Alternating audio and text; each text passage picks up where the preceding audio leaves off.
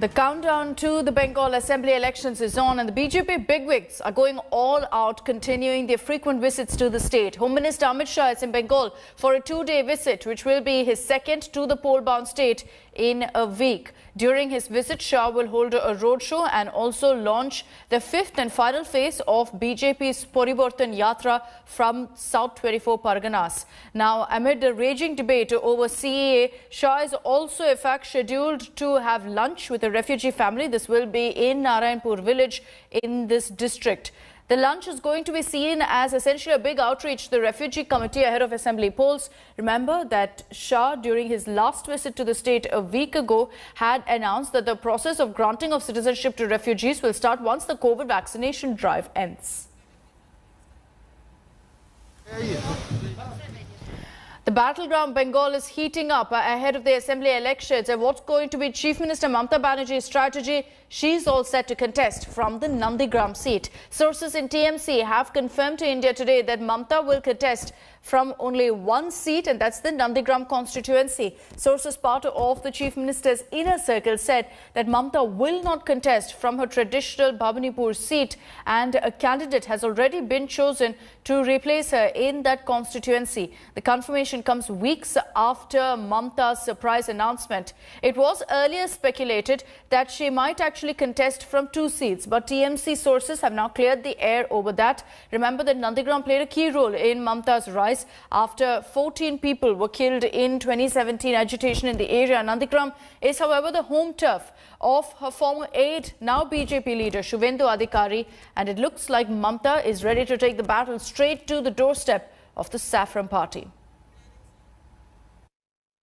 Nandigram seat, এমনিতে এটা general seat, কাজেই কোনো অসুবিধা নেই। এমনকি আমি যদি নন্দীগ্রামে দাঁড়াই কেমন হয়, এটা আমার ইচ্ছা হয়েছে, আমার মনোবাসনা। ভবানীপুরকেও আমি নেগলেক্ট করছি না, ভবানীপুরেও আমি ভালো প্রার্থী দেব, ওটাও আমার ভালোবাসার জায়গা। বক্সিকে বলবো নন্দীগ্রামেও আমার নামটা যেন থাকে। আপনি আর আপনার তোলাবাজ ভাইপো যে কোনো মিটিংয়ে দাঁড়িয়ে এই কোম্পানির যে কোনো সিদ্ধান্ত ঘোষণা করতে পারে। ভারতীয় জনতা পার্টি তা নয়। ভারতীয় জনতা পার্টি একটা শৃঙ্খলিত পার্টি, ভারতীয় জনতা পার্টি একটা অনুশাসিত পার্টি। এই পার্টিতে কোনো সভাতে দাঁড়িয়ে কে কোথায় দাঁড়াবেন এভাবে বলা যায় না। এটাই আপনার কোম্পানির সঙ্গে ভারতীয় জনতা পার্টির তফাৎ। তবে আমি আপনাদের কাছে কথা দিতে পারি, India Today's accessed exclusive proof of the toolkit and Khalistani link to that document. Delhi police sources have told India Today that the plot to unleash violence was allegedly hatched by Khalistani group, the Poetic Justice Foundation, in the first week of December 2020. The Khalistani group allegedly reached out to activists Nikita Jacob and Shantanu Muluk on Instagram. The group then began the January 26th project in the first week of January. On January 11th, the alleged Khalistani supporter Mo Dhaliwal held a Zoom meeting with Shantanu, Nikhil and others. What followed was in fact a series of meetings to finalize the toolkit for the tractor rally on Republic Day. The Delhi police alleged that the activists expected violence, they expected loss of lives during this protest, but police restraint ensured that there were no lives that were lost. On January 31st, Marina Patterson, a relationship manager in the alleged Khalistani supporter Mo Dhaliwal's PR firm, drafted a second toolkit for something big in the first week of February. And this toolkit was sent to Nikita and then to Disha Ravi. The Delhi police is mounting heat on suspects over the toolkit case. Lawyer and activist Nikita Jacob, however, has been granted relief, 3 weeks of anticipatory bail from the Bombay High Court.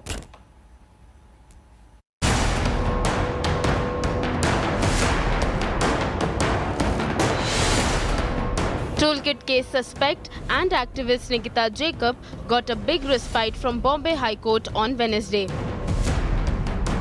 After 10-day relief to co-accused Shantanu, the High Court stopped cops from arresting Nikita for 21 days.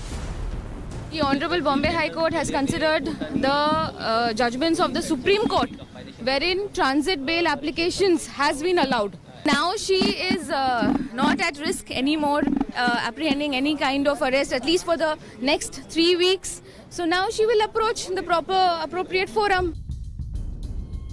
But Nikita's troubles are not ending. Delhi police sources told India Today that Nikita had been using an email of Khalistani group Poetic Justice Foundation, adding that she enlisted arrested accused Disha to rope in Greta Thunberg for protests. Nikita, in her statement to Delhi police on February 11, admitted that she attended Zoom call with pro-Khalistani groups. The cops are currently scrutinizing 120 GB of data seized from Nikita. Chats between Nikita and suspected ISI stooge Peter Frederick over using anonymous chat tools like VPN or virtual private networks have also surfaced. Cops are questioning the need for secret chats by activists who claim innocence. Amid this, Disha Ravi, who is in police custody, saw support pouring for her release from Congress Student Union and even Rahul Gandhi.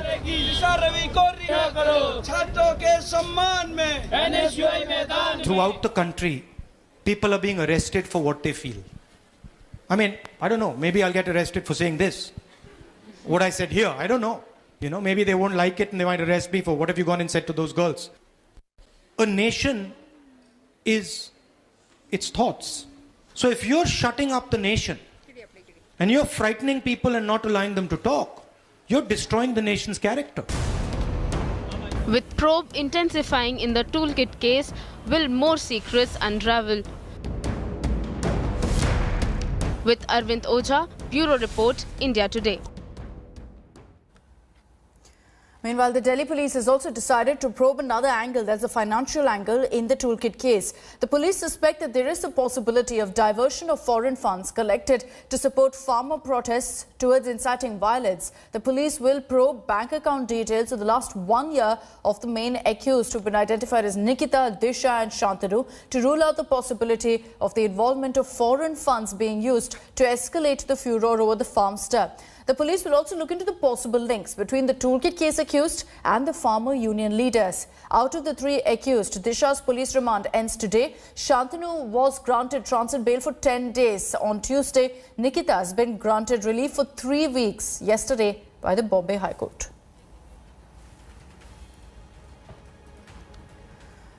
Let's also get you all the updates you need to know on the farmers' protest. They're going to be holding a nationwide rail blockade in a bid to intensify their agitation. This rail roko will be observed across the country from 12 p.m. to 4 p.m. Farmers have said that their protest will predominantly focus on states such as Punjab, Haryana, Uttar Pradesh and West Bengal, and they've reiterated that it is going to be a peaceful one. Authorities fear that these protests may impact trains inbound to the national capital, to Delhi, that may cause inconvenience to commuters. Trains from the capital, however, are unlikely to be hit. Only trains heading to Delhi will be affected. In a bid to ensure trouble-free travel for commuters, Railway Protection Force has deployed nearly 20 companies in areas where there is likely to be a protest.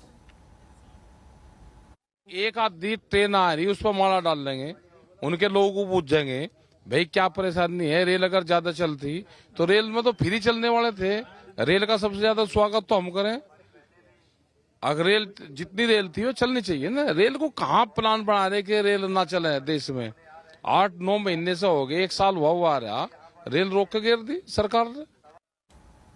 The big headline that came in from the courts yesterday, big win for the Me Too movement as a Delhi court acquitted journalist Priya Ramani in the criminal defamation case that was filed by former Union Minister MJ Akbar. The editor turned politician had filed the suit against Ramani for allegedly defaming him by accusing him of sexual misconduct decades ago. The court, while pronouncing the verdict, made rather crucial observations, and here are the details. A Delhi court on Wednesday dismissed former Union Minister MJ Akbar's defamation case against Priya Ramani and acquitted the journalist. Akbar had sued Ramani after accusing him of sexual misconduct in an article for a magazine in 2018. The ruling was a major blow for Akbar. The court noted that a woman had the right to put her grievances even after decades. In its verdict, the Delhi court observed that even a man of social status could be a sexual predator. The court held that case of complaint was not proven. Ramani said the Delhi court had vindicated her. I feel amazing. I feel vindicated that the court recognized my truth and that justice prevailed. And this case was not about me. It was about all the women who spoke up about sexual harassment in the workplace as part of the Me Too movement. Priya Ramani's case precedes the Vishaka judgment, and therefore she could not have accessed any of the provisions of the Vishaka guidelines. The court accepted that the Me Too platform was a platform where she could have made these disclosures, and simply because she made it in 2018, it doesn't mean that she was not speaking the truth. Union Minister Smriti Irani welcomed the verdict, saying rights of women must be protected at all cost. Akbar, an editor-turned-politician, had filed the suit against Ramani on October 15, 2018, for allegedly defaming him by accusing him of sexual misconduct decades ago when he was a journalist. After several other women made similar allegations against Akbar, he resigned as Minister of State of External Affairs in 2018. With Poonam Sharma and Anisha Mathur in Delhi, Bureau Report, India Today. News that's worrying for all of us. Petrol and diesel prices continuing to rise for the last 9 days. The retail price of regular petrol crossed 100 rupees per litre mark in Rajasthan's Sri Ganganagar yesterday. Rising fuel prices are burning a hole in people's pockets across the country.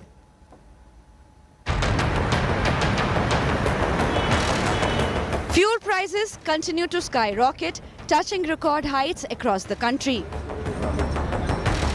Regular petrol breached the 3-figure mark for the first time after a hike of rupees 26 paise took the price in Rajasthan's Sri Ganganagar to 100.13 for a litre. In Delhi, the cost of petrol is just short of rupees 90 a litre, while in Mumbai, it has reached rupees 96 for the first time ever. Petrol is selling at above rupees 90 in many cities, including Kolkata, Chennai, Bengaluru, Bhubaneswar, Hyderabad, Jaipur, Patna and Thiruvananthapuram. Public को बहुत परेशानी हो रही है. इससे ज़्यादा और public क्या करेगी? ये तो रोज पैसे बढ़ाते जाते हैं, वेट कम करेगी. सबसे महंगा पेट्रोल राजस्थान के अंदर है, अशोक गहलोत की सरकार के अंदर. हमारी इनकम तो कम है, हाँ इनकम कम है, लेकिन पेट्रोल बढ़ते जा रहा, महंगाई भी बढ़ते जा रही. क्या करेंगे इसके लिए अपन? सरकार तो भूखा मर रही है, अपन साधारण इंसान मिडिल क्लास वाले भूखे मर रहे. मेन बात ये, बाकी कुछ नहीं है. इतना बढ़ जाएगा पेट्रोल, कुछ दिन में तो 100 हो जाएगा. गाड़ी छोड़ के मैं बस से आना जाना करना पड़ेगा. फिर महंगाई बहुत ज़्यादा हो गया है. पिछला टाइम में जो 100 रुपया में 1.5 लीटर आ जाता है, अभी 100 रुपये में 1 लीटर पॉइंट समथिंग आ रहा है. तो बहुत जो कॉमन मैन के लिए बहुत तकलीफ होता है पेट्रोल का रेट में. Diesel rates have also seen a sharp rise over the past 9 days. It has almost touched rupees 80 per litre in capital Delhi. In most other parts of the country, diesel prices have crossed rupees 80 per litre. In Kolkata, the price of diesel now stands at rupees 83.54 per litre, while it is rupees 87 in Mumbai. It crossed rupees 85 in Chennai for the first time ever. मामले अच्छी आक्रोश है और एक problem है और सभी dealers की ये डिमांड है और सभी डीलर चाहते हैं कि दाम कम हो. The unending increase has given fuel to the opposition parties. The Congress attacked the Modi government, terming the spiraling prices of petrol and diesel as a fuel loot. On Wednesday, launching an oil and gas project for Tamil Nadu, Prime Minister Narendra Modi blamed previous governments for not reducing India's fuel import dependence. I want to say, had we focused on these subjects much earlier, our middle class would not be burdened. Now, it is our collective duty to work towards clean and green source of energy. The reason behind the increase in fuel prices is attributed to the increase in global crude oil rates.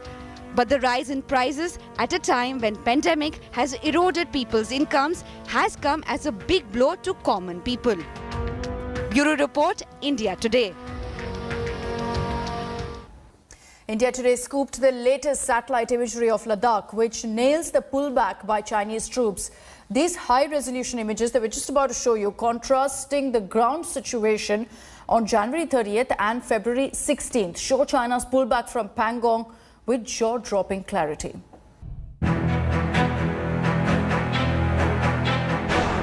The Chinese army pull back in the fearsome flashpoint of Ladakh's Pangong. Images released yesterday confirming that the Chinese are disengaging, packing up and moving back. And now, in India Today's second big scoop from Ladakh this week, we show you what it looks like from the air. With jaw-dropping clarity, we show you what the Chinese pack-up really looks like. Take a look at this image from 2 weeks ago at Finger 5 on the banks of the Pangong Lake. You can clearly see Chinese military tents, vehicles and infrastructure. And this is what that location looks like now, with every tent, vehicle and item completely removed, the place left practically whitewashed. Now moving to Finger 6, once again in this image from January 30th, a crowded Chinese encampment with accommodation for soldiers and a possible depot for weapons and vehicles. And here you see now things have been totally cleared out by the Chinese, every bit removed and pulled back. If we zoom out just a little bit, the level of Chinese presence in Finger 6 just 2 weeks ago looked like this. A swarm of tentage, depots, fuel positions and infrastructure. But 2 weeks later, just yesterday, that too has been completely dismantled and moved back beyond Finger 8 as promised by the Chinese. Take a moment and absorb just how much has been moved back from these two before and after images.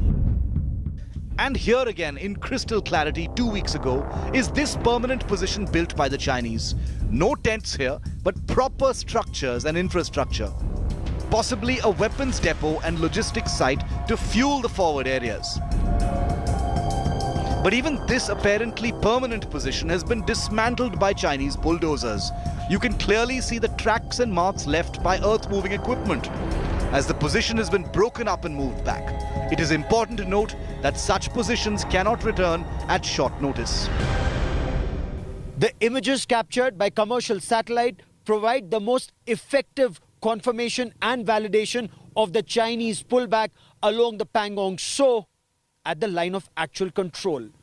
While the mountains provide many hiding places, there aren't many hiding places from the eyes in the sky. And that is why India is using satellite imagery extensively along with fighter planes, unmanned aerial vehicles and troops on ground to confirm the Chinese pullback as per plan. And finally, the area between 7 and 8, right before India's own claim line. This is the kind of Chinese presence there was on January the 30th. Permanent defenses and structures in plenty, practically a mini town. But here too, so stringent has been India's demand for a complete pullback in this area that the Chinese have dismantled their structures here as well. 5 sets of images covering the Fingers complex of Ladakh's Pangong Tso. Images that establish and validate the effect of India's strength in holding China to its commitments. The disengagement may be far from over, but these images suggest a very strong start. With Ankit Kumar in Delhi and Gaurav Sawant in Leh, Ladakh, Bureau Report, India Today. Hello everyone, this is Rahul Kamal here. Hope you enjoyed this video. For the latest news and analysis, like and subscribe the India Today YouTube channel and don't forget to press the bell icon to stay updated.